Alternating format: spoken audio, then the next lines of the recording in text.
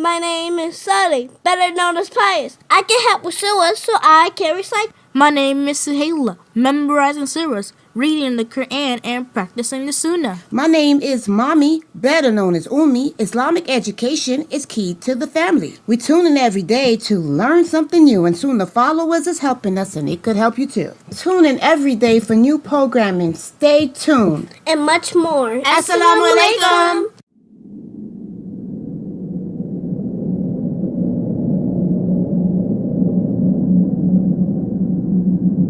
Assalamu alaikum, brothers and sisters. Listen, we are in dire need of donations to keep these shows running and available for you 24/7. So that means when you're in the car, it's available for you to listen to. Whether you're at work, streaming, playing a game, it's available for you to listen to. Rowing your deen and learning about the beautiful, beautiful, beautiful different topics of Islam. Listen, one of the heaviest deeds that could be placed on your scale on the day of judgment is Sadaqah Jariyah. Yes, I know I'm trying to build deeds daily. So you can too. So listen, feel free and please, from the bottom of your heart, donate to this wonderful cause, wonderful website and platform to continually push out shows that will benefit you and the Muslim Ummah. Yes, you can donate by going to the SunnahFollowers.net website, pressing the donate tab. You can also scan the QR code in YouTube on the far left top of our videos that are streaming. Listen, guys, this is very important, and take this as important. We want to keep this programming available for you 24/7 so that you have access in your car, anywhere you choose to tune in to this wonderful programming. Yes, guys, it's all at your disposal. So listen, feel free to donate. Once again, remember, Sadaqah Jariyah, one of the heaviest deeds on your scale on the day of judgment.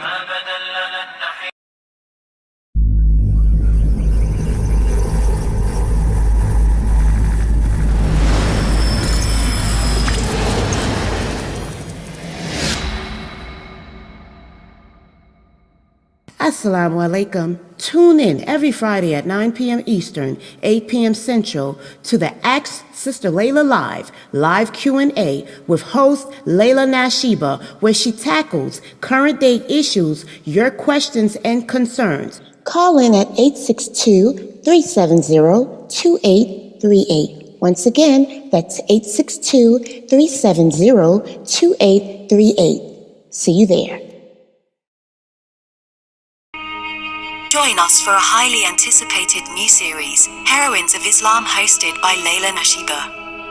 Allow her to take you through time exploring the lives of these powerful, courageous, spiritual pillars of Islam.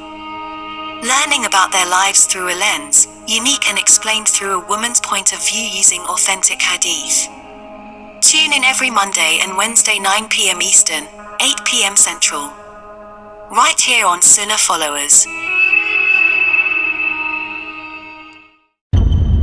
Another Sunnahfollowers exclusive, Not One of Us, written by Sheikh Muhammad S. Adli, broken down and brought to you by host lailanasheeba.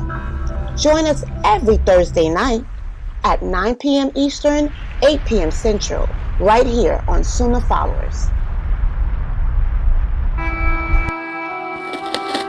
Join us for this exciting new series on the Caliphate of Abu Bakr.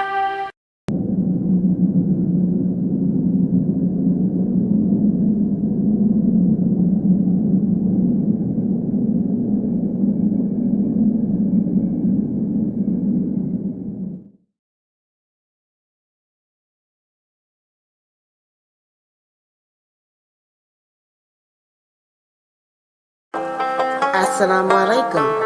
Join us for the new series here at Sunnahfollowers on the book called Termites by Sheikh Muhammad S. Adli, hosted and broken down by lailanasheeba. Please join us every Tuesday at 9 p.m. Eastern, 8 p.m. Central, right here on Sunnahfollowers.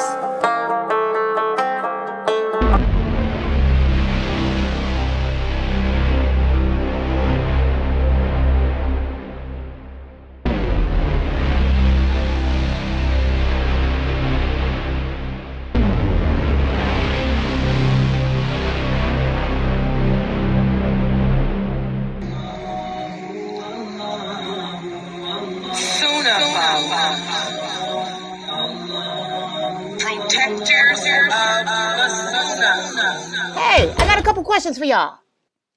The first one, who is your Lord? What is your religion? Who is your prophet? Now, I know this sounds crazy, but if you're one of those people that have been trying to get information and you come across this,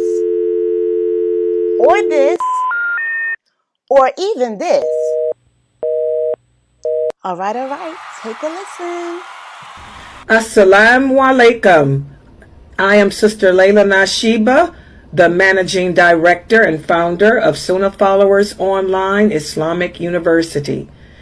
As you know, we have classes every day beginning at 6 p.m. Eastern Standard Time. And we cover everything from Aqidah, which is your belief system, to Seerah, which are the stories of the Prophet, Sallallahu Alaihi Wasallam, the story of the companions.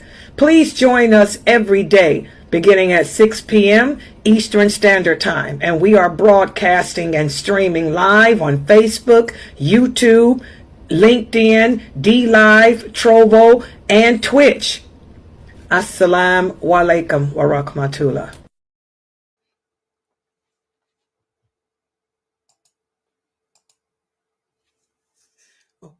Ina alhamdulillah wa salat wa salam ala wa rasulullah. Welcome to our first class for tonight, which is our Aqidah class. And for this class, we are studying from the book that I hope everyone now has a copy of, the book entitled Diluting.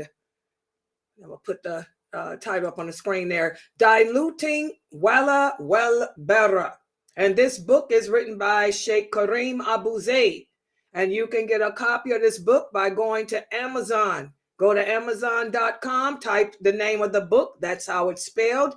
Diluting Wala Wal Bara. And that's the author's name, Sheikh Kareem Abu Zaid. The book is $19.99. It needs to be a part of every Muslim's library because it addresses how our belief system should be. This book is the second of the trilogy. We went over the first book called Get to Know Your Lord. Get to Know Your Lord. That was a book that broke down exactly what it means to believe La ilaha illallah Muhammadur Rasulullah. It spoke about what we believe in. It talked about things that contradict our belief system. It broke down what it means to believe in Allah's angels, his books, and how when we make that declaration of faith, we're not just declaring that we believe in Allah, but that he's the only one worthy of worship. That's the first book of the trilogy. That book should be read before this one, because this is the second of the trilogy. And this book addresses the second part of the Shahada, which is allegiance, which has to do with allegiance. It's that time of year right now, whereas we call it 'tis the season. 'Tis the season. What does that mean? This is where all the non-Muslim holidays start to happen, starting this month. Halloween. Then after that, it's Thanksgiving. Then after that, it's Christmas. Then after that, it's New Year's. Then after that, it's Valentine's Day. Then after that, then after that, then after that. It all starts now. 'Tis the season. And one of the things that you guys, that we always get this time of year is, can I participate?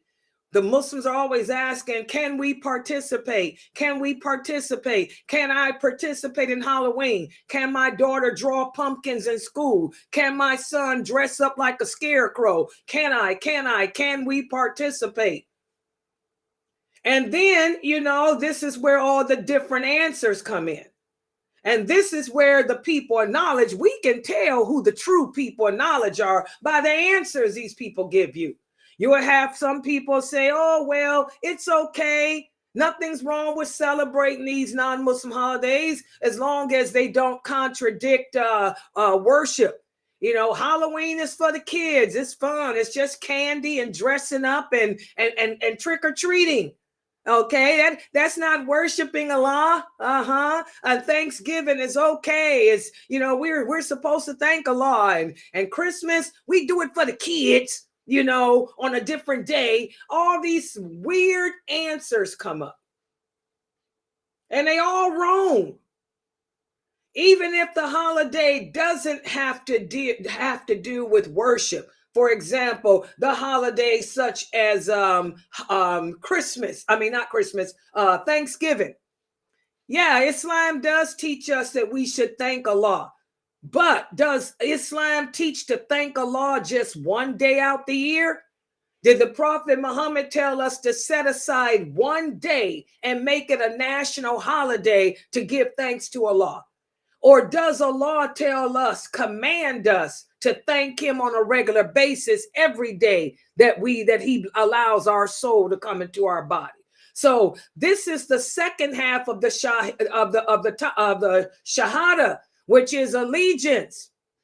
When we testify to La ilaha illallah Muhammadur Rasulullah, we are also pledging allegiance to Allah, to the Prophet Muhammad sallallahu alaihi wasallam, and to the Muslims.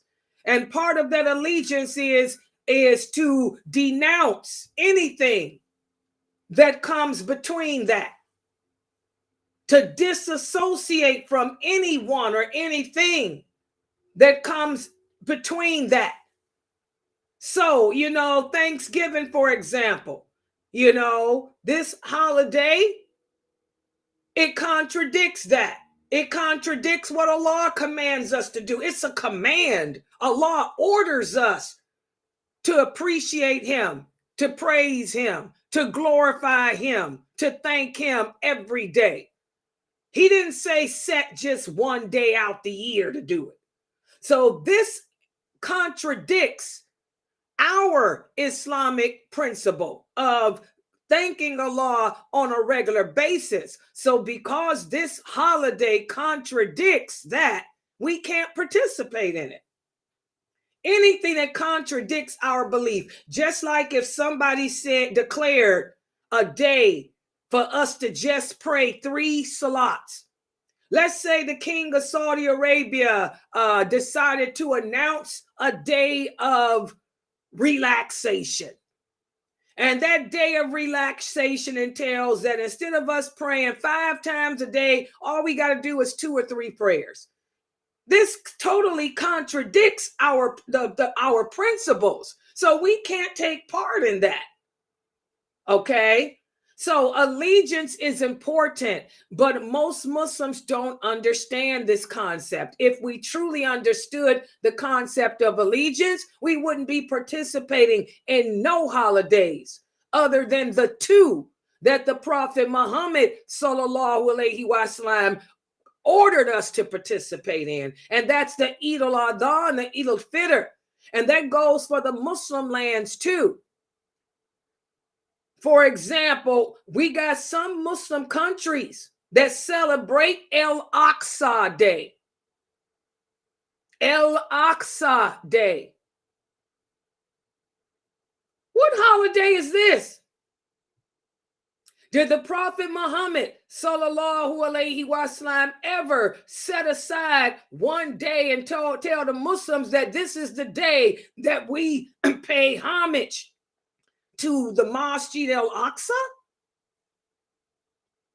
Does Allah command us in the Quran to set aside one day out the year to glorify and pay homage to Al-Aqsa? Y'all see, so the non-believers are not the only ones who create these crazy holidays that go against our Islamic principles, which in turn causes us to have to do Bara, distance. Muslims do it too. There's no such day. Al-Aqsa Mosque, existed during the time of the Prophet.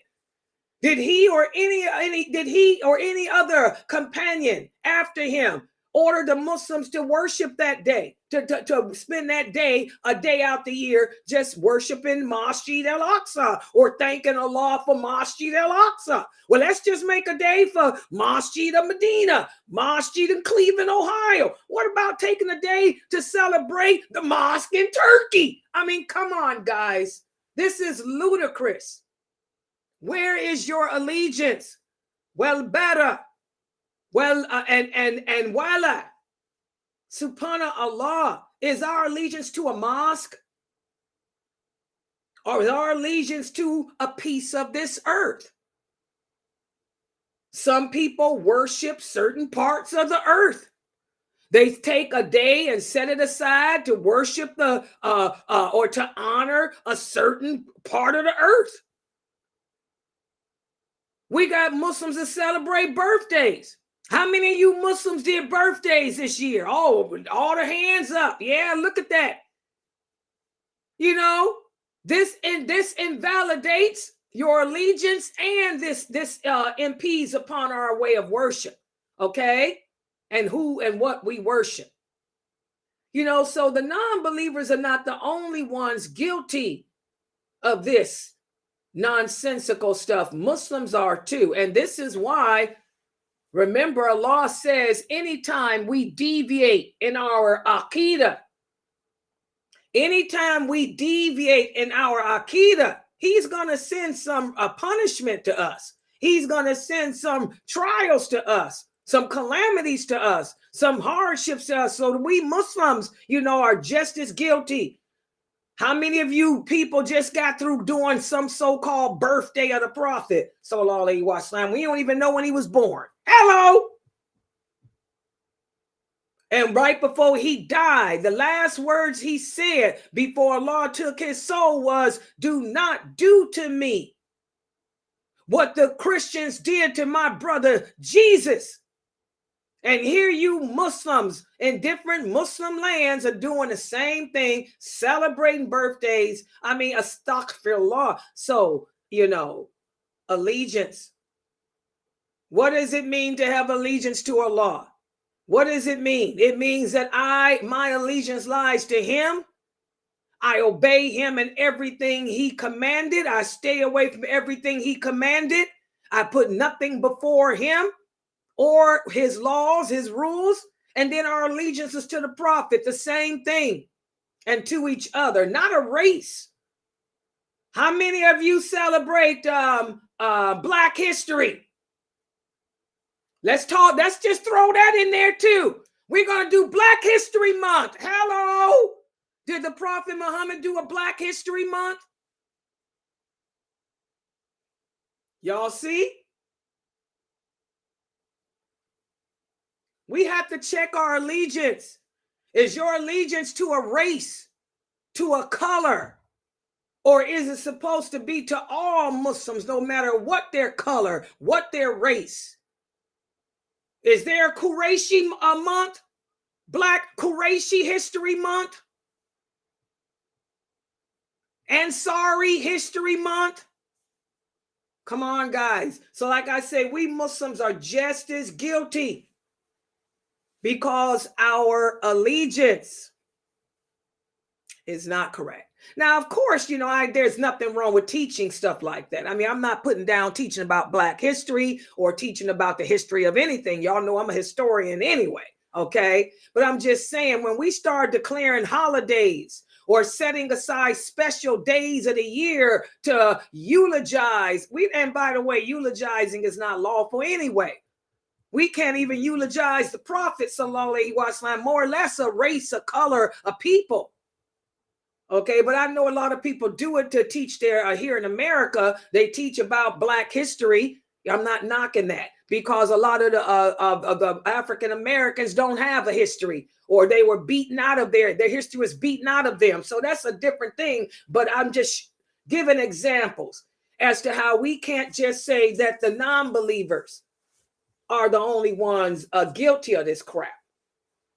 Okay, Muslims do it too. We have to constantly check our Aqidah. And that's why we have that hadith that we talked about the other day, whereas one of the companions came to the Prophet sallallahu alaihi wasallam and said, "Oh Prophet, give me some advice that would be best for me, that no one can give me better than you." And he said, don't just say you believe in Allah. Don't just say La ilaha illallah, Muhammadur Rasulullah. He said, be firm in that. Have certainty of faith. And that's the thing that we need to work on as Muslims, that certainty of faith. Whereas I believe what I believe, and there's nothing that anyone can say or do to pull me away from that. That's my wala wal bara. I believe La ilaha illallah Muhammadur Rasulullah, and I'm firm in it. There's nothing you can do to cause me to deviate away from that. Certainty of faith. This is what we all need to work on today, because as the days get worse, the trials get more severe for us. The Prophet said the only people who will be able to overcome the hardships, for example, like he told the companions, when that war against Islam occurs, when those 80 nations, all bearing 80 different flags, he's talking about the United Nations, 80 different United Nations. When those United Nations vote to have war against all Muslim countries, the Prophet said when that occurs, the only people that will be able to handle it with dignity are those of us who don't just say we believe La ilaha illallah Muhammadur Rasulullah, but we are certain upon that. Those of us with certainty of faith will be the ones that will come out successful. Those who don't have the certainty of faith, guess whose side you're going to be on? Because after that war against Islam, what happens? The Antichrist is coming right after that, guys. Most of you will be on the side with the Dajjal, with the Antichrist. Most of you will be supporting him, thinking that he's Allah, because of the miracles that Allah will cause to happen as a way of testing and weeding out the hypocrites from the true believers. All that stuff happens right after each other. So, we got to work on our aqidah. We have to work on wala wal bara, allegiance to Allah, allegiance to the Prophet, allegiance to the believers, and learn how to distance ourselves from anyone and anything that contradicts that. And that's what we're talking about here in chapter 11. Everyone get your books out. We are in chapter 11 of this book, and I want you guys to take your books out and read along with me as I put this PowerPoint up, because this chapter focuses on wal bara, distancing, how to distance yourself from any and everything that opposes La ilaha illallah Muhammadur Rasulullah. And it focuses on today, we're going to speak about the power for those of us who do master this ability. For those of us Muslims, those of us Muslim communities who master the ability to distance ourselves from any and everything that contradicts La ilaha illallah Muhammadur Rasulullah, it brings about a lot of power. And we need that power in today's trials. Okay, so let's put the PowerPoint up on the screen. And by the way, right before class, I had to go to the store to get some of my medicine. And one of the cashier, pretty little young girl, she had a little hijab on and pretty little thing. And she asked me, she said, "Oh, where are you from?" I told her my father's from Misr, Egypt. She said, "Oh, mashallah." She said, "I'm half Palestinian and half Egyptian too." I said, "Oh, you like my sister-in-law?" And then she said, "I figured you was Egyptian." She said, "Because I can tell by looking at you." And she said, "You look so familiar." She said, do you come in here much? I said, no, I DoorDash. I said, but you know, my name. I said, here's my credit card. You can read my name. And she looked at the next day. Oh my God, you're lailanasheeba. She said, you're lailanasheeba. I said, yes. She said, oh, I listened to you. She said, in fact, I'm getting ready to listen to your class today. She said, because I put you, she wears that ear thing. She said, because they play the music in the store, she was saying. She said, so I'll put on my headset and I listen to you on YouTube. So this is a shout out to her because I told her I would make it home. You see, I made it home in time, sweetie. Because she was saying, make sure you get home in time. She says, so I can listen to you because it gets kind of, boring until the people get off work and then they come in. So in case you're listening, my little Palestinian Egyptian sister, I made it home. I'm on time. And I gave my shout out to you like I told you I would. Okay. All right. So let me get started. Let's put the PowerPoint up. And she doesn't get a chance to see the PowerPoint because she's working. So she just listens. And just a reminder, she told me to remind people too. I want you guys to remember we do have a SoundCloud. I have a SoundCloud page too. A lot of people like to listen to my lectures when they're in the car or when you're on your off time. Go to my SoundCloud page, lailanasheeba. All the lectures are there too, so you can just listen and play them in your car. Okay. But anyway, she told me that she likes listening to those too. And I'm glad because I was wondering, do people use my SoundCloud page? So it's good to know that some of you do listen on SoundCloud. So I'll keep putting the stuff there. Okay, so let's put the PowerPoint up. And yes, she wore hijab, guys. I was glad to see a young girl with a hijab on, mashallah. Because most of these young girls, I can't tell if they Muslim or not because they just don't cover up. I mean, but alhamdulillah, I'm seeing more and more of them wearing their hijabs. And I'm so proud of all you sisters, for wearing the hijab. But we have to work on the rest too. I have to remind you, it's not just hijab. The hijab doesn't mean anything if we don't have that abaya on too. So I want you sisters, I'm proud that y'all wearing hijab, but I want you sisters to also pull out those Egyptian abayas, pull out those Palestinian abayas and cover, so we can't see your baby got back. Sorry, that's an Arabic African thing. I'm sorry. All African women. And I tell you, Arabic women are in the black race. I keep telling y'all that. Baby got back. Y'all got to cover it up. Put them abayas on. Nobody should see that it's all about that bass, No treble. Ain't no treble. Well, some of us got treble and bass. But a lot of them just got bass. Put that abaya on.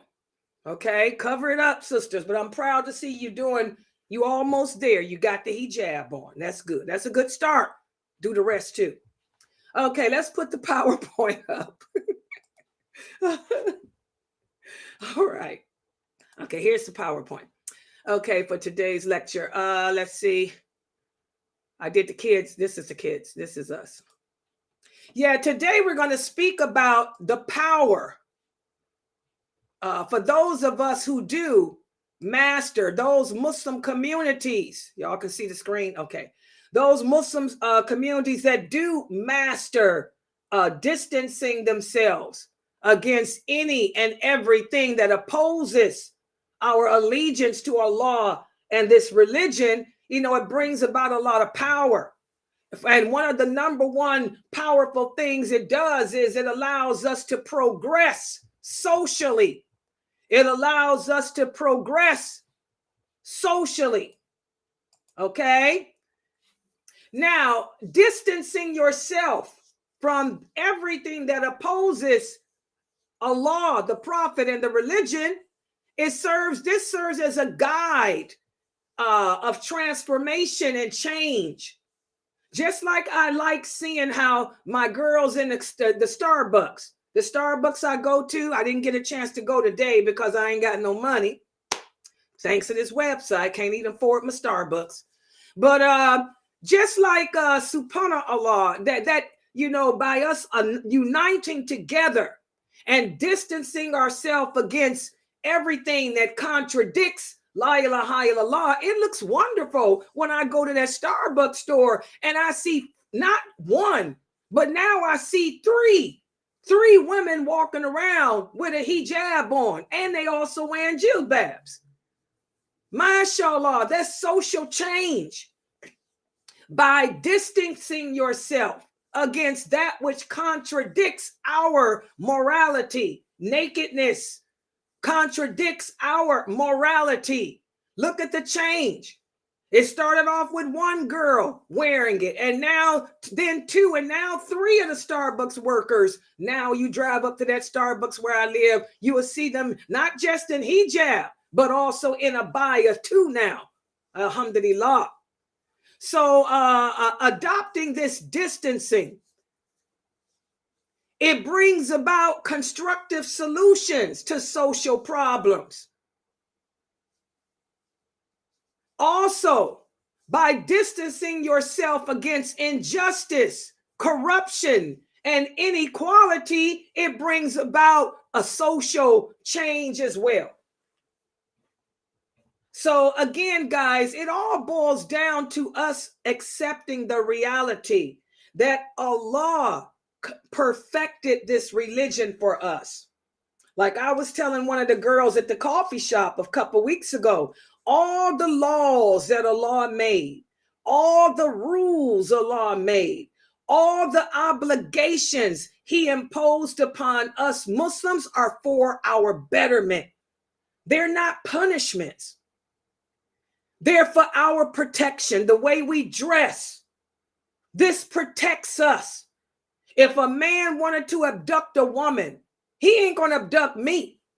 He going to abduct the lady behind me that's sitting there with her base showing. Okay? She's an easier target. Plus the look on my face. That's another thing we're going to talk about too. As Muslim women and men, we have to walk with dignity and pride. And the natural look we have is a look like, I ain't messing with her. I'll never forget when I was at work.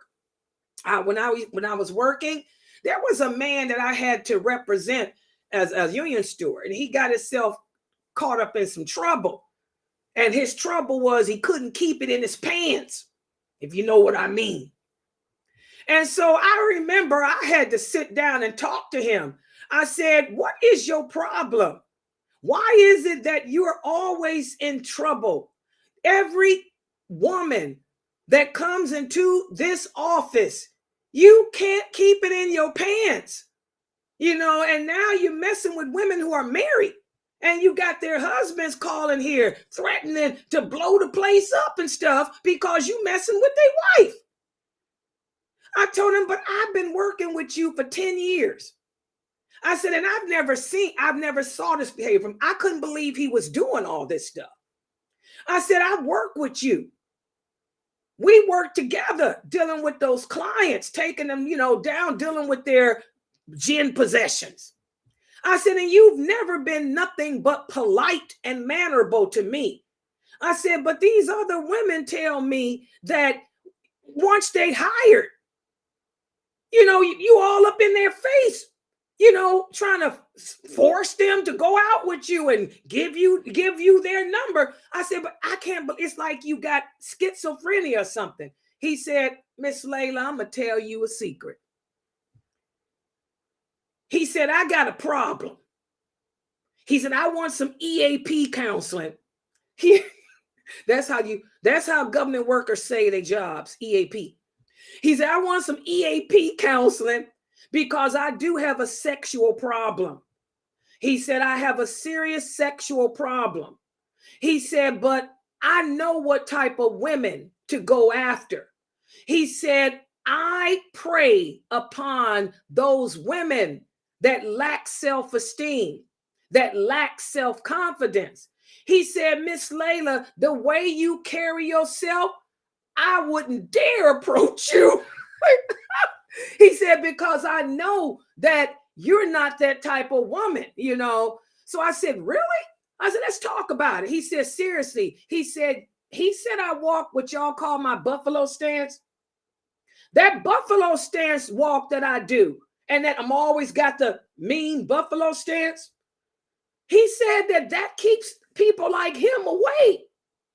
And that's the truth. I mean, as Muslims, you know, and I was trained, you know, my mother raised me to always be beautiful, to be a woman of dignity, a woman of finesse and beauty, but also let him know I ain't the one. So I've had that buffalo stance look on since I was 7 years old. I ain't the one. I call it the I ain't the one. So if I'm walking down the street, I'm walking with dignity, but they can look and see she ain't the one. And that's what this co-worker had told me. He said, Layla, the way you carry yourself is, I ain't the one. You ain't the one to go after, but I'm going to go after that one there. So, you know, this is part of our identity. Like we talked about as the true, to understand el-wala wal-bara, it becomes part of the Muslim identity. The way you carry yourself, the way you dress, the way you behave, it's dignity, humility, and balance, but also you letting them know, I ain't the one. Not me. I'm polite, honorable, intelligent, but if I have to throw down, I'm going to throw down. And hey, I'll die throwing down. It's just the way we carry ourselves. Okay, and that's something of respect. And we're going to talk about that in a minute, because that's another thing too. When you know how to distance yourself and adapt that type of character, it becomes a character of respect. Like that co-worker told me, Miss Layla, I respect you. I would never come at you like that, because number one, you ain't the one. And number two, that's something that the way you carry yourself, I better think twice. But now these other ones, they fall victim. Okay. So as Muslims, we distance ourselves from social issues and negative influences that can bring about injustice and inequality. Okay. And this in turn encourages positive social change amongst us. Also, the simple fact that as Muslims, even though we distance ourselves from that which opposes our belief system, we're quick to help those in need. Just like me on the job. I mean, this man, you know, what he did is a serious sin in my religion, in our way of lifestyle. A man that's always got a problem keeping it in his pants, that's a serious issue in our religion. But the simple fact that I represented him, I had no choice really, but the fact that I represented him to the best of my ability, I didn't cover for him, but I didn't throw him under the table. I put him in the EAP program. That's what the best I could do. I admit that the man has a sexual problem, because we don't lie as Muslims. And I admit that he's an endanger to his co-workers. But give him some help. Don't just fire him. That's why that was my plea to the administration. Don't fire him. He needs his job. He's got 2 kids to take care of. Okay, he's got a wife. Rent is high. Don't make him lose his chance, you know, his way of taking care of his family. But instead, get the man some help. Put him in the EAP program. Let him go through some sex classes and whatever they do for non-Muslims. That's what I told him. And they did. So the charity and the social justice that we show to others, you know, it causes others to look at us, like I was saying earlier, with respect. We live by principles. We don't compromise our principles. But we are people of justice. We will try to help you without covering for the wrong that you do. We're going to help you by admitting that you got a problem and trying to get you some help. Hello, so that society can thrive in a productive way. Y'all see that? This is the beauty and the power of Bara. Okay?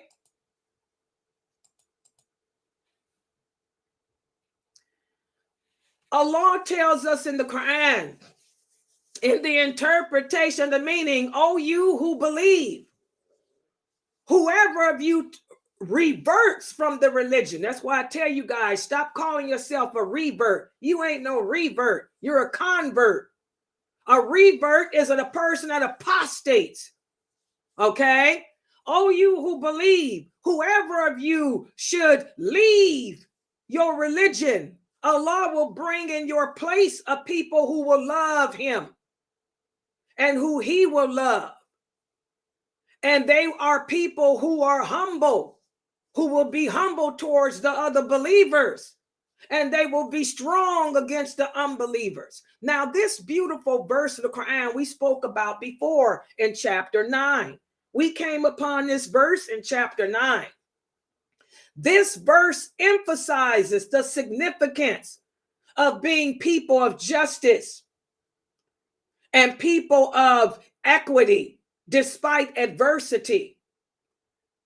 So by us rejecting the biases and prejudices of others, and instead by us upholding justice, we contribute in a positive way to society. Like I told you, with my coworker, you know, I got him some help. I protected all the other females in the office from his sexual problems and got him some help. And then I had him move to a different office, a different place. He worked with men. That's the other thing I did. After he completed his EAP program, I had him move to a different cottage where he only worked with male clients and male men. No females worked that house. Okay. This is how we bring a positive change to society. And we have to remember, guys, that the Quran emphasizes justice and equity.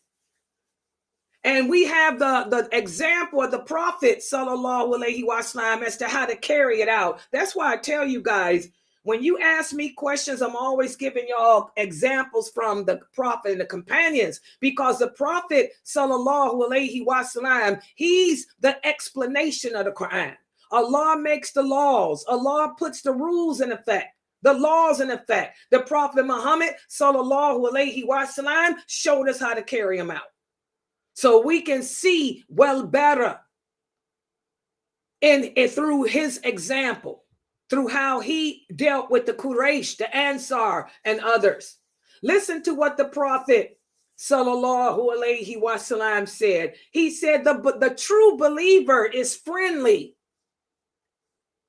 And because he's friendly, people are quick to befriend him, because there is no goodness in a person who is not friendly. There's nothing good in a person who others run away from and don't want to befriend. The Prophet sallallahu alaihi wasallam said the best of people are those who are of benefit to others. Subhanallah. And this hadith is something that I grew up with. It's what my mother and my stepfather and Mukhtar's mother and Mukhtar's father emphasized to me and my siblings and all the rest of the kids in my community when we were growing up in the 60s. Okay? You want to be strong. You want to be proud. Say it loud. Not I'm black and I'm proud. Say it loud. I'm Muslim and I'm proud. That was our saying. Okay? James Brown had his. We had ours. Okay? So when I go out amongst the unbelievers, I'm going to be a woman of dignity and balance and humility.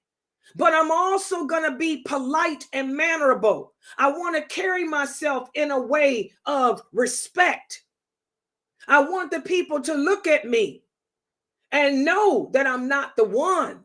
But like that coworker said, but to also respect me and want to come to me for help because they know can't nobody help them better than me, because I fear nothing but Allah. I don't fear management.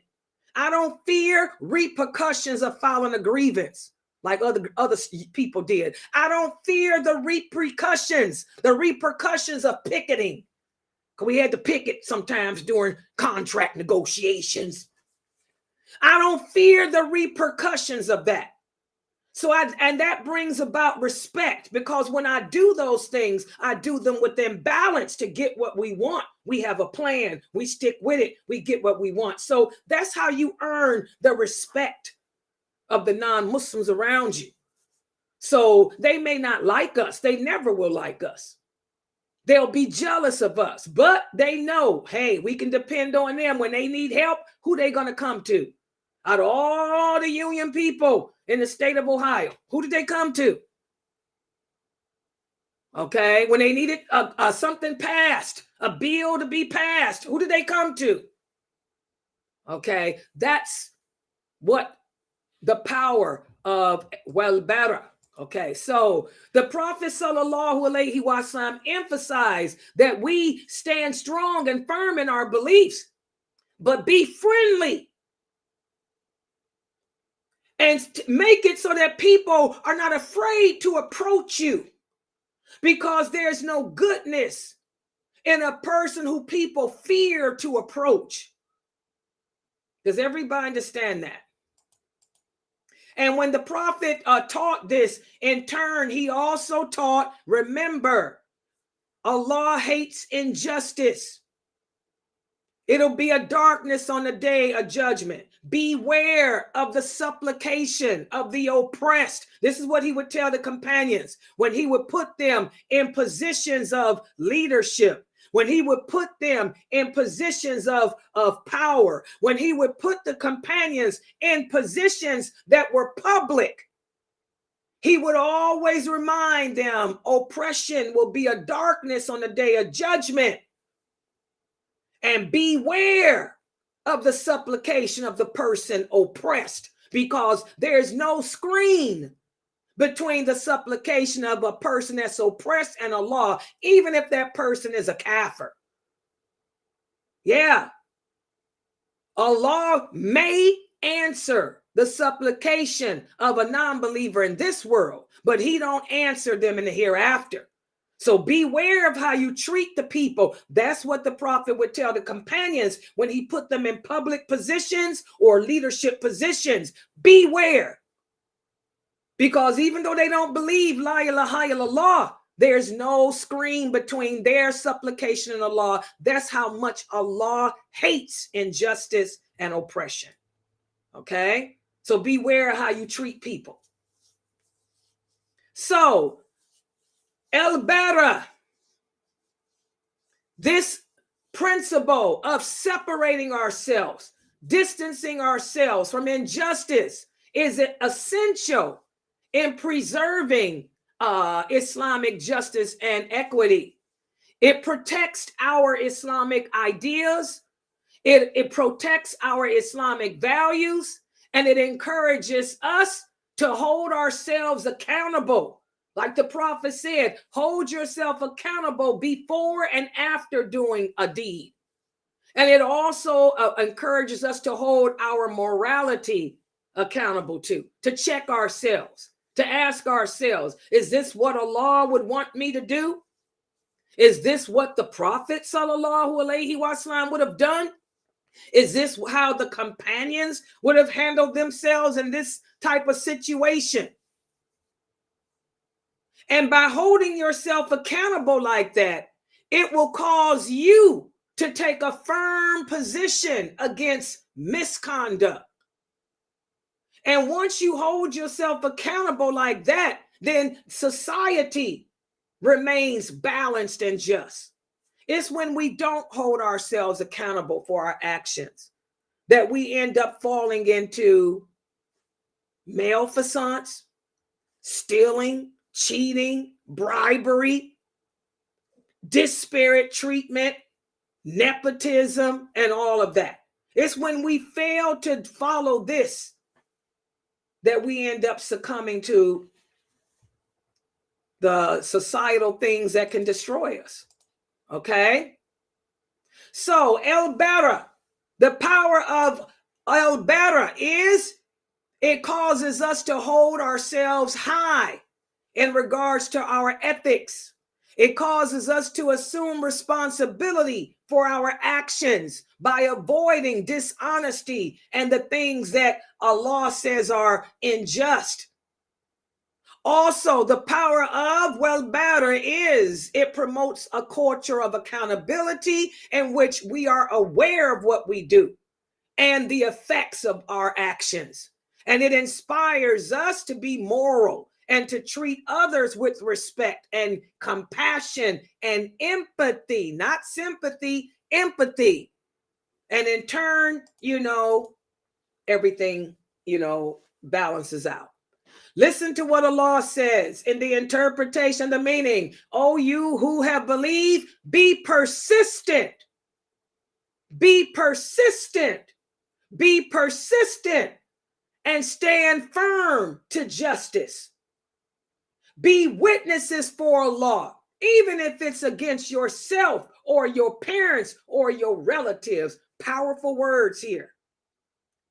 If we truly believe in Allah, we're going to always stand firm for justice. We won't fall for nepotism. We won't fall for favoritism. We're going to uphold Allah's guidelines, Allah's laws, Allah's rules, even if it's against ourselves. Like I did in that case with this one man who had a sex problem, who was sexually harassing every woman. Okay? I'm going to represent him because that's my job. But I'm going to represent him the way Allah wants me to represent him, by admitting that he has a problem, by admitting that he's a danger. And since he's a danger, we're going to get him some help, see if we can reform him. And after he got the help, I came back and said, now we're going to make sure that he can hold firm to his help by putting him in an environment where he cannot never hurt a woman. He's with all men. So there's no women that work with him. So no woman will have to ever deal with him. Y'all see that? That's what it means. Stand firm in justice always. Because we're witnesses for Allah. Okay? So to maintain justice and fairness, it all begins with ourselves, guys. That's why I told you guys last Ramadan. Ramadan's about to come up again. We should spend every day of our lives checking our hearts, checking ourselves to see if we are conforming with the laws, with the law's commands. It begins with yourself. Remember, Allah says he will never change the condition of a people until they change the condition of themselves. We Muslims, we are one nation, one ummah. We have to change ourselves. Until we begin by changing ourselves, there's nothing you can do for Palestine. Like I was telling y'all the other day, all these emotional Muslims going crazy about what's happening. Those Palestinians are handling themselves correctly because Allah didn't put nothing on them that they can't handle. And they're the strongest in faith right now, because the stronger your iman, the greater your trial. They got the worst trial right now, so that means they're stronger than you. They're stronger than me in their iman. And that's why when you talk to any of them that's over there, they'll tell you, we don't need nothing from you. If you want to help us, make dua. But guess what? We don't even need that because we make our own dua. They're strong in their iman. That's why they live in that. And you're not. That's why you over here, crying instead of being over there, because you don't have their iman, their strength. Okay? As Muslims, we have to understand everything begins with ourselves. Change yourself. That's why I was telling you guys, the Prophet taught the companions. You want to be a benefit for this ummah? You want to help the Muslims who are in Mecca, who couldn't migrate with us? You want to help the Muslims that's in Abyssinia, who are too weak to join us? You help them by, first of all, changing yourself, helping yourself, developing that love for each other. And it begins with the greeting. Start giving each other the greeting of assalamu alaikum when you come upon each other, because that's a supplication. And that'll cause love to grow in your heart for your brothers and sisters. Go to the masjids and pray together, because that's showing all your enemies and the rest of the world that how peaceful you are. You come together, stand together, ankle to ankle, shoulder to shoulder, and you're calling upon the Lord, Allah. That's powerful. That shows solidarity. And that also, as the prophet said, increases your love for your Muslim brother and sister. And then he said, work on yourself, making sure that you hold yourself accountable before you do an action. Am I upholding the laws of Allah? How would people view me? Am I being mannerable? Am I being polite? Am I a person who people don't mind befriending? Or am I one of those Muslims that when the people see me coming, they think terrorists and run away? Am I the type of Muslim woman? Let me use this for the sisters here. When you walk into a bank, when you walk into a grocery store, the people look at you and be like, oh my God, she might have a bomb. She might be a terrorist, and run. Or when you walk in, they do a double take. Be like, oh my God, where's she from? Oh my God, I want to know about her. Hi, where are you from? Oh, you're Muslim? Oh, wow. It's a shame what's going on, isn't it? That's what I get. No matter where I go, to the bank, to the store, to the flea market, the non-Muslims do double takes. Excuse me, ma'am, where are you from? Oh, wow. What do you think about what's going on? It's pretty bad, isn't it? I say, oh, well, everything is in the hands of Allah. You know, subhanallah, are you the kind of person that they want to come up to and ask you questions? Or when they see you, they run away because you're the stereotype. You're the depiction that Israel wants you to be. Okay, so it all begins with ourself, changing the condition of ourself. And once you work on changing and reforming yourself through your attitude, through your behavior, through your actions, you know, this is how we help each other. Allah says again, oh, you who believe, be persistent and standing firm for Allah. You are witnesses in justice. Do not let the hatred of a people prevent you from being just. This is what I had to remind those brothers that joined on Friday. Their hatred of Israel was so off the rocks. Even some of my students, their hatred was so off the rocks, they were saying, go out and defend. Excuse me, what you getting ready to do? Go blow up somebody? You getting ready to start killing all Muslims in America? I mean, all Jews in America? What do you mean, go out? What are you talking about? Defend. What are you talking about? We have to be just. We went over in the class today with the kids how when the Prophet sallallahu alaihi wasallam sent the army to expel the Jews of Nadir, he told them, I'm sending you out there, but do not harm any woman. Do not harm any child. Do not destroy any buildings. Do not tear up the land. Be just. Be just. So where are you Muslims getting this go out and kill, crush, destroy from. That ain't Islam. That's terrorism. That ain't Islam. That ain't how the prophet was. Like I told them on Friday, bring me one hadith. One hadith where a Muslim was killed by a Jew or anybody else, and the prophet said, go out and kill, crush, destroy everybody else. Didn't happen. That's what the Zionists want people to believe. That's what Israel wants people to believe. But why are you making it come true when it ain't so? Okay.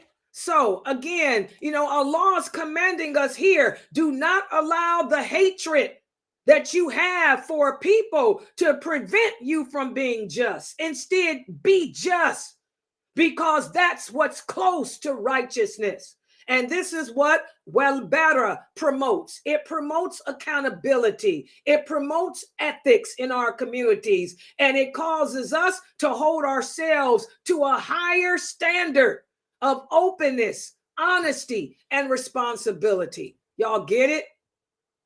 And again, the examples are there for us. I just gave you one with the Jews of Nadir. There's many, many, many examples.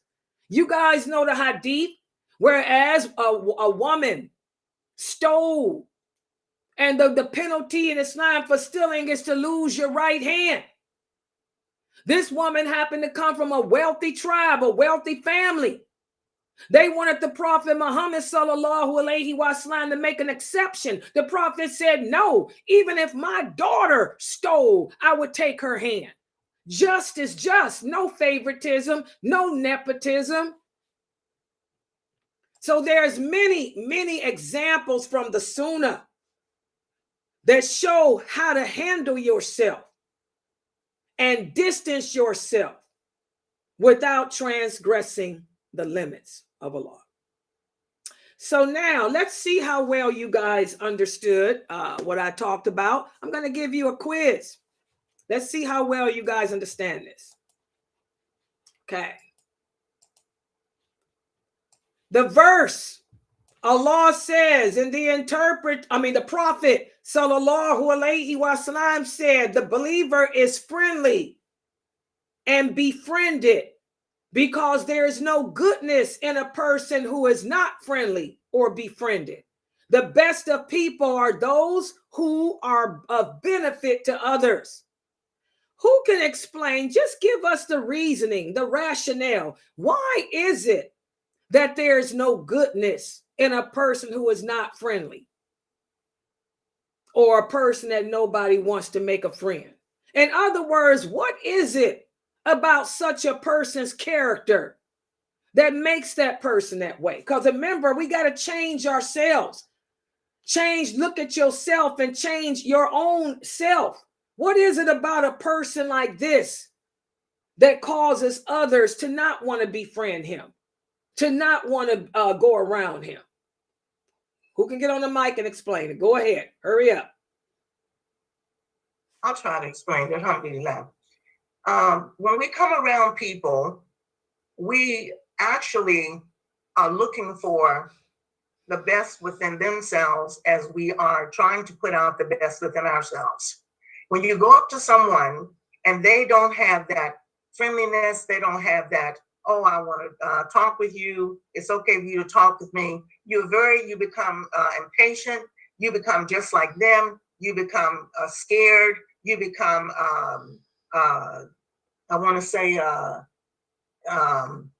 defensive.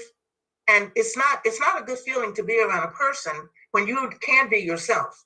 We all want to be ourselves. We want to be comfortable within ourselves. We also want to be comfortable around people.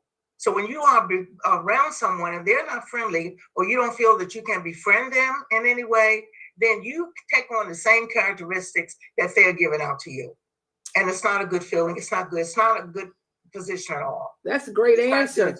Great answer. Yeah. And what kind of characteristics do they put out? Well, I mean, what type of vibes does such a person put out that make you think that they're bad? What do you think about? What kind of characteristics you think that person may have? Yeah, good job. It is a negative vibe. Good. It's very negative.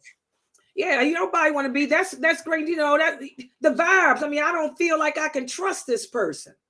I was speaking to somebody yesterday about trust. Something about trust.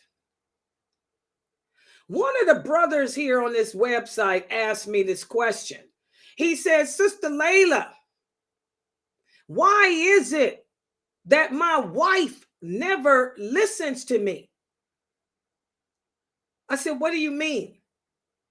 I mean, if I tell her something, she never listens. I mean, she doesn't do anything I say do. Whenever I tell her something, she wants to argue with me, he said. Whenever I tell her to do something or I tell her something, it's a debate. Why?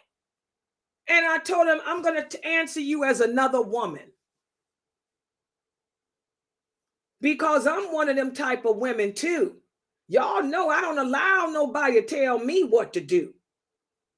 You got to be a certain type of person to tell Layla what to do, because I feel like I know how to behave, especially at my age. I'm a 60-some-year-old woman.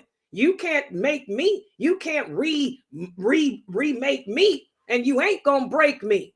So obedience from me, I don't give it to you unless you are worthy of it.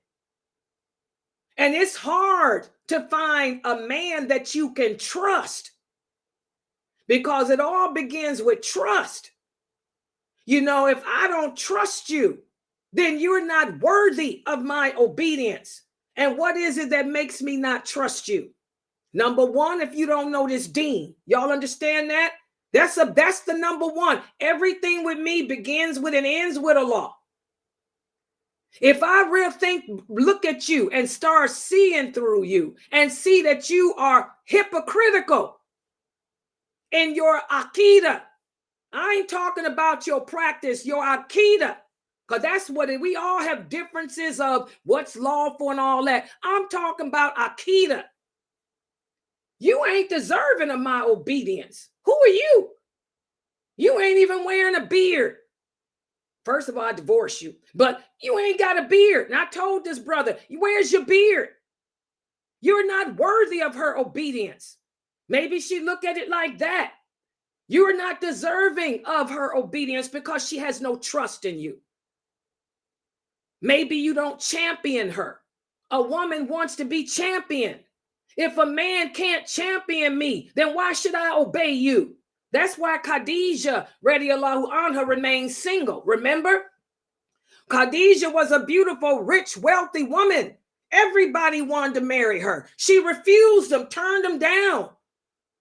Because who's worthy of my obedience?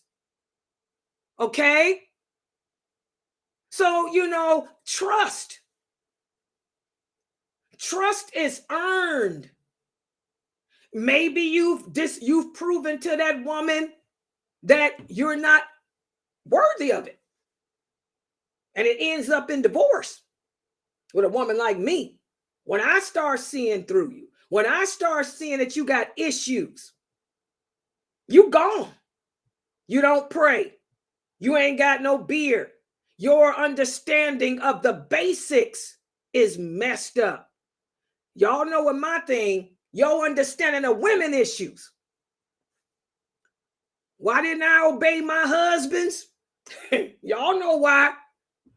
I married men who had problems with women, the basics of women. A woman ain't gonna lick your pus. Allah didn't create me to lick your pus. Allah didn't create me to prostrate to you. None of the female companions licked nobody's pus. They didn't prostrate. They were warriors. Hello. And that's me. You can't break me and make me into something I'm not. So that's why there's no obedience to you. Y'all understand what I'm saying? The women do. You sisters get it. But when you do meet that one man, when you meet that one man out there, guys, and every woman here can relate to what I'm saying. He's there. He's got it. He's not trying to break you. He's not trying to bend you. He's into his deen. And the way he approaches you is so logical, so correct. And it's always examples from the hadiths, from the prophet, from the companions. Then that's a person that earns my trust, because I know that he doesn't have an ulterior motive. His ulterior motive is not to break me. His ulterior motive is to work with me, to help better me. So now I trust him. I'll obey him. I'll listen to him. But I ain't listening to that one over there who tried to break me and make me turn into something that I'm not. Something that Allah said I didn't have to be. Something that would have been oppressive to me. Something that would have went against my femininity. Hello, y'all get it? That's what that means. And when I explained that to that brother, he thought twice. He said, I said, you need to go see what are you asking your wife to do? What are you asking her to do? Are you asking her to do something that's going to compromise her womanhood, her identity, her self-esteem? Are you trying to compete with her to break her? Or are you trying to make her grow with you? You trying to change her? Or are you trying to work with her so you two can grow together? You brothers need to think about it. That's why a woman ain't going to obey you. That's why I didn't obey my past exes. What you telling me? I ain't doing that. You crazy? No. I ain't got to do that. Why you want me to do it? What's the reason you want me to do this? Am I violating the law? Am I doing something are you crazy? Women are complicated. But men are complicated too. But everything begins with and ends with Aqidah. You find that man that's with the correct Aqidah, a woman will listen. And his approach is right. She'll listen. She'll submit even. She'll submit with a smile on her face. But you have to earn that trust.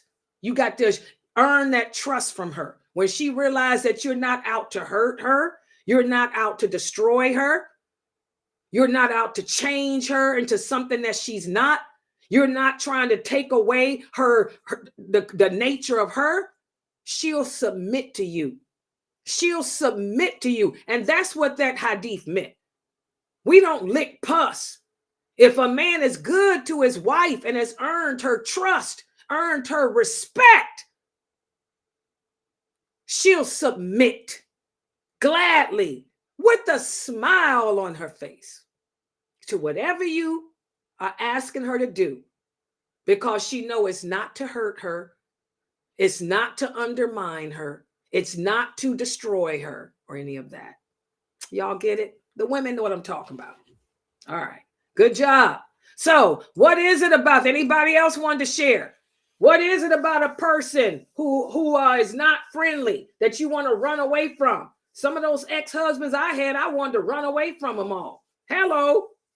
You didn't want to be around them because it was all about breaking you, changing you, taking away you.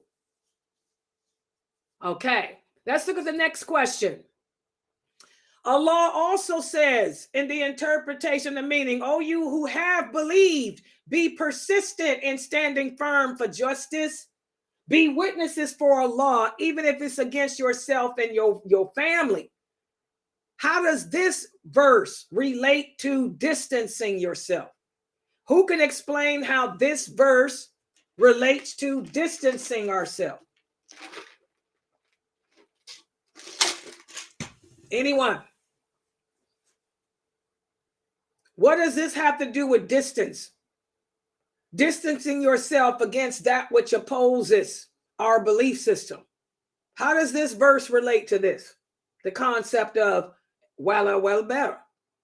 Anyone? Come on, guys.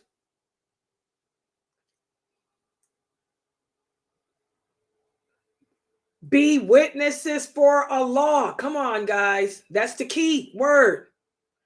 Stand firm for what is just. How does that relate to distancing? Nobody knows?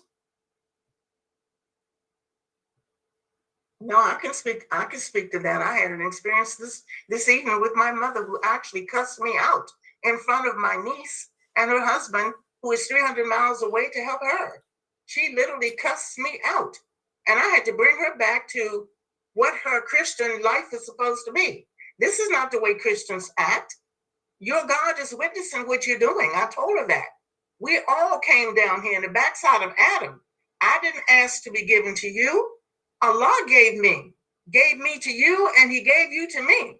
And it's my responsibility to do the right thing by you. And I'm only doing what I'm supposed to do as a daughter, to take care of you. Oh, you put me in this. I didn't put you in this situation. You have your own test. You have your own life. I do too. I mean, it's just this is so simple. This is just heartbreaking. I didn't let it get to me. You know why? Because I had Allah on my side. And I know Allah was witnessing everything I said and did. And I said and did the right thing. But she came out in front of people who had never seen her act this way. So alhamdulillah, I gained a closer relationship with a niece that I really don't know. And I let her know, you're the best grandchild I think anyone can have. And she just got so appreciative, she and her husband. So alhamdulillah. Exactly. This relates to Bara. Exactly. Even if it's like she said, against your mother, her mother, for what's right. As Muslims, we stand up for what is right. We're not going to lower our standards. I'm not going to lower my standards of what Allah, and our standards are based on how Allah said they can be. If your mother orders you to go and buy some pork for her, or buy some cigarettes for her, or buy some alcohol for her, or buy some whatever, this is against Islam. I can't support this. I'm not going to buy that for you. Even if it's against your mother, even if it's against your parents, we're witnesses for Allah. Okay, we're witnesses and our justice is based on how Allah defines it, how Allah defines justice. What about this, guys? Let me ask this question. I got a phone call about this morning, a text message rather.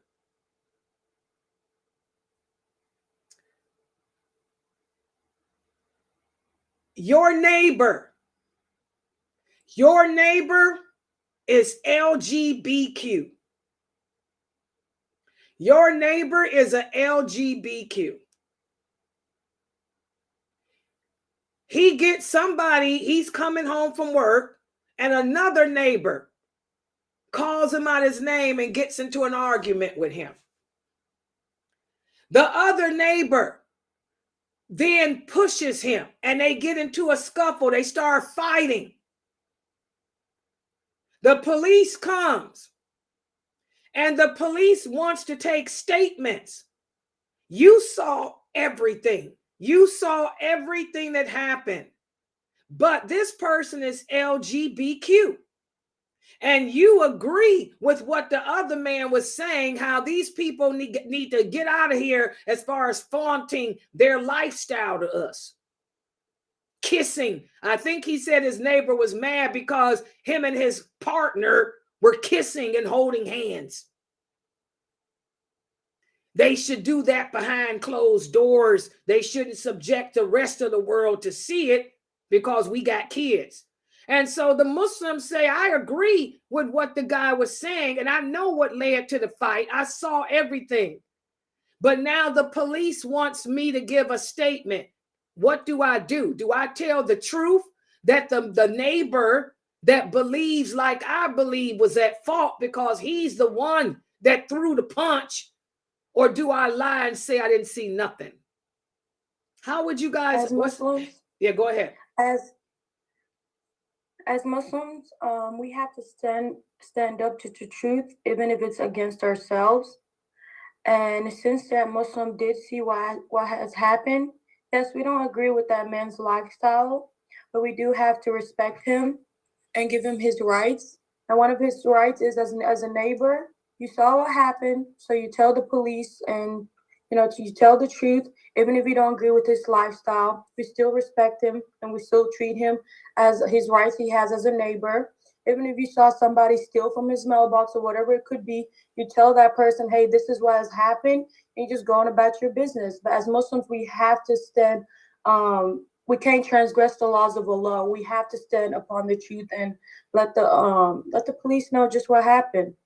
Exactly, guys. And that's the answer that I gave him. That's the truth. Like Allah says, don't allow your hatred. Don't allow your hatred. Don't allow your hatred of a people to cause you to not stand up for what is just. And remember, guys, LGBTQs existed during the Prophet's times too. He had a problem with that. They had Aphrodites too. Aphrodites lived amongst them. LGBTQs lived amongst them. But like the Prophet taught, we still have to be just. We cannot allow our hatred, even though their lifestyle totally contradicts ours. We still have to uphold justice. Y'all understand that? We distance ourselves from them, but we still have to uphold justice in our dealings with them. The Prophet, just like when that companion in the kids' class, when that companion came upon two men from the tribe of Nadir, and he said, I'm going to kill you because you two men took part. He didn't know. He wasn't there, but he killed him. The Prophet said, you killed somebody and didn't know? He said, this is injustice. You have to pay the blood money.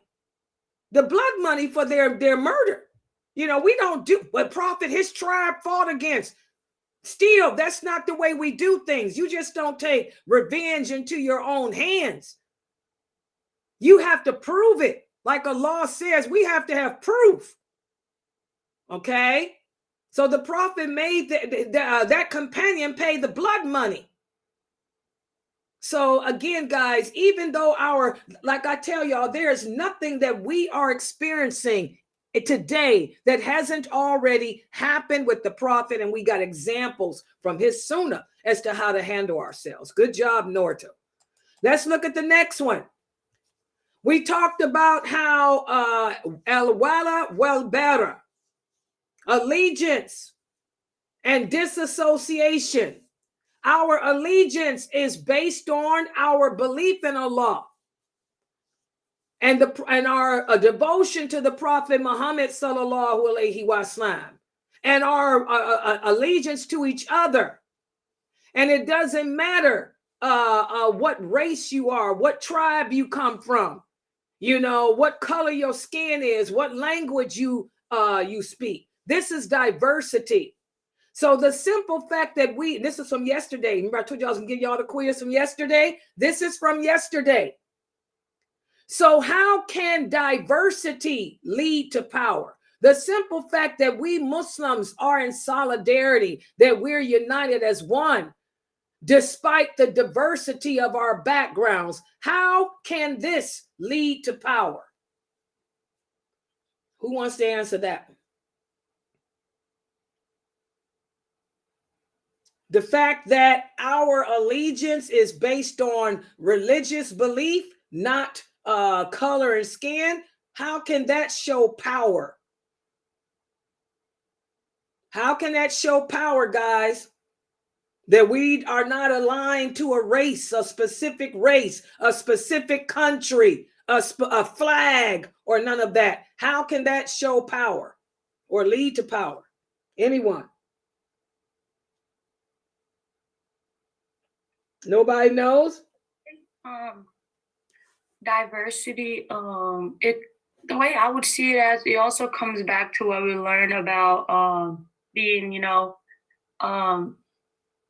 sympathetic and showing empathy, because as believers, we are, as the Prophet said, we are bricks of one another, and each one of us are strengthening another. And if one person out of that brick is bad, we're all bad.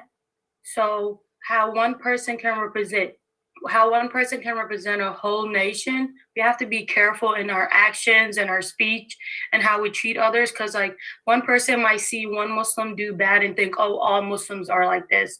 So just like how the Prophet said, like when one person feels pain, we all feel pain. Yeah, we see what's going on in Palestine, but some of us, we feel that, you know, it's just the fact that we are Muslim, it hurts our soul to see another Muslim going through something like that.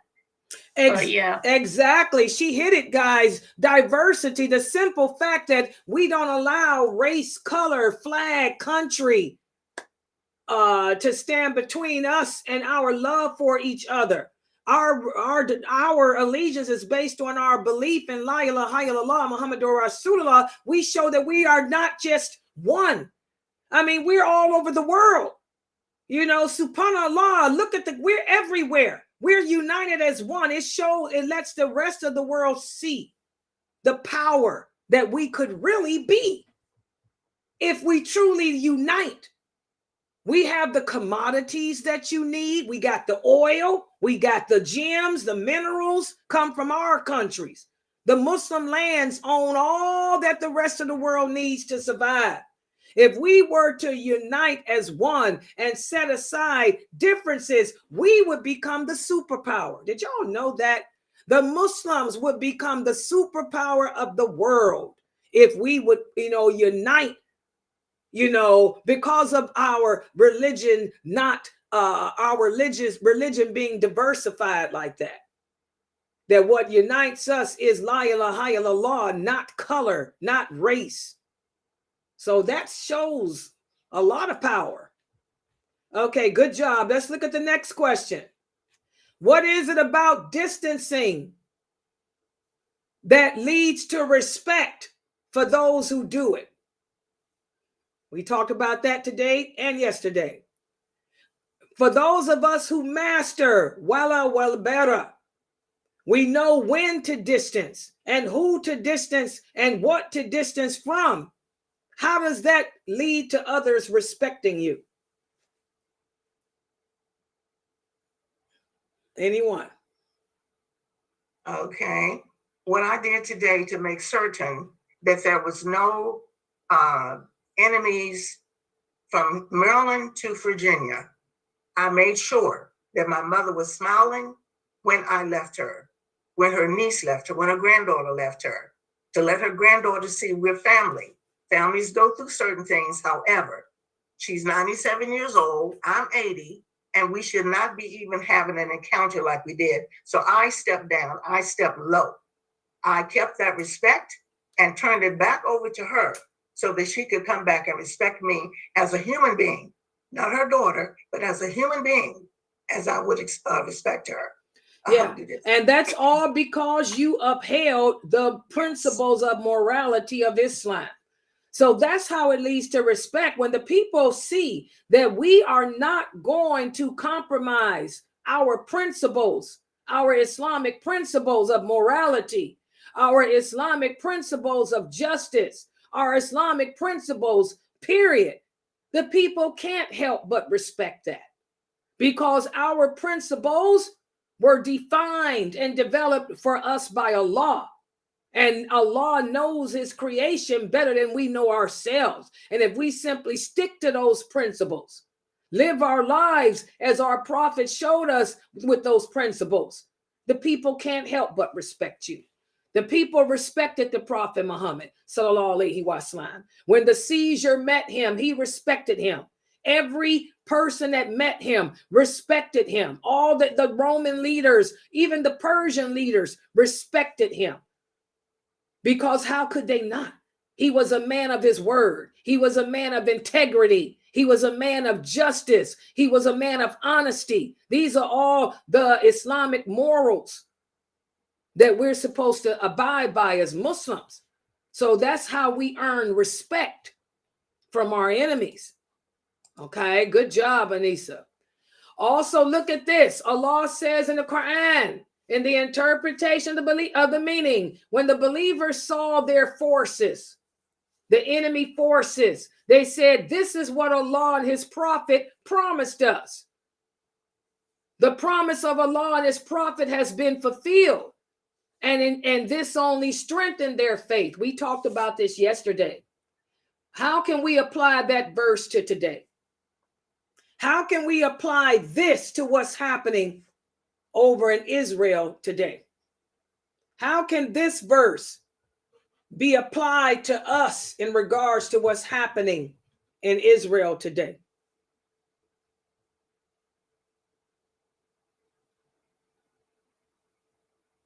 This verse can apply that we should accept Allah's decree. He already told us what's going to happen and what's to come. And this is what he decreed, and for us to accept it and to just move forward, and then, you know, have empathy for the brothers and sisters that are suffering, but also make dua for them and not transgress the limit and go out there and try to make it worse. Okay, good job, Shamsa. Anyone else? I will also like to add that Allah already told us in the Quran how the Israelis are. He mentioned to us that they've been committing, you know, destruction on the earth for a while now. But also we have to understand that Allah will settle the scores on the day of judgment. That's why there is a day of judgment. And basically for brothers and sisters of what's going on in Palestine, we just have to continue to make dua for them. And what they're going through, they're the strongest people I've ever seen. You know, they, as soon as the calamity strikes for them, they're always like, Allah, you see this? And Allah will, you know, help us. And yeah, that's what I have to say about this. Good job. So, you know, just like we see, you know, Allah told us that what's happening, it was going to happen. The Prophet Muhammad gave many hadiths about it. I teach it every year, signs of the last hour. Okay. So Allah's promise has come true. Allah don't make up riddles. And so what it should do is strengthen your faith, not cause you to panic and act ignorant. The prophet said this day would come. The Allah said it came, so it's here. This should strengthen your iman, make you want to change, like we're saying today, change the condition of yourself to that which is pleasing to Allah. Call yourself back to the deen. You know, call yourself back to practicing the way you should, because those Muslims over there are handling it. You know, if their faith wasn't strong as it is, Allah wouldn't have sent it anyway. So it's about you checking yourself, strengthening your faith, obeying Allah. So when it comes to you, because it ain't done, if this is the beginning of what could lead to the end, it's going to come to you in a minute too. It's going to come to America, United Kingdom, everywhere. Allah says when that war breaks, there will be no place on this earth that won't be going through the horror of it, the devastation of it. So it's time for you to work on your iman, because they dealing with it. They handling it like a pro. What are you doing? What are you doing? And it's getting, what you gonna do when the rockets come and bomb you? When you're forced out of your house, exiled out of your little city, are you going to be able to handle with the dignity and the humility and finesse that they handle it with? So it should increase your iman, like it increased the companions when they saw this type of stuff. All right. Okay, so this is what we had to discuss today. I want you guys to continue with this chapter. Tomorrow, we're going to pick up where we stopped off and continue discussing the power, the significance and power of Bara when it's implemented. All right, so subhanaka Allahumma wa bihamdika ashhadu an la ilaha illa anta astaghfiruka wa atubu ilaik. Are there any questions or comments? Any questions or comments?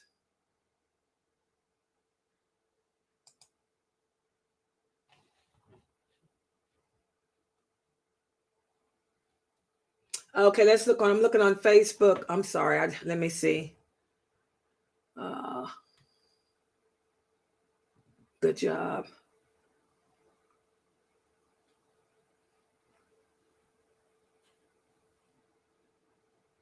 Okay. All right, guys. I'm going to stop right here. We have one other class tonight. This is our class on the lawful and the unlawful, and we'll be continuing our discussion on magic and all that crap and superstition. And here's an excerpt of what to expect at 9, inshallah. Do I have that on here? Yeah.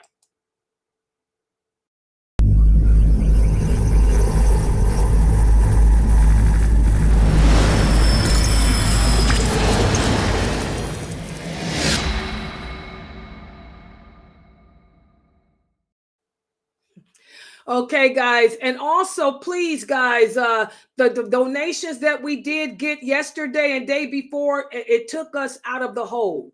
So we now have $100 in our account, but it was 149. But one of the bills came out, so it's down. They took out their little $50 bill, so it's just 100. Please support this dawah effort, guys. This is the 15th. Next week, we got other bills coming out of our account for the programs that we use. Okay, that lunar is going to come out. I know that. So please, guys, we need your donations. You know, every little bit helps. Please scan that QR code or go to PayPal me/SunnahFollowers, one word, you know, and make a donation, because Monday we got more coming out, and I don't want us to be back minus on our account. So please, anybody that can afford to make a donation, make it, because I don't have any more money. I donated $200 and I'm broke, y'all. I'm real broke. I'm broke. My health insurance, I just found out today, I ain't even my health insurance. I got to figure that out.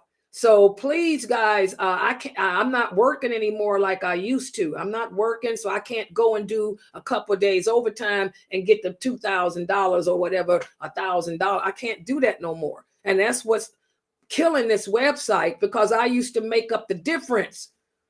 But I'm retired now, and I can't adjust to being retired.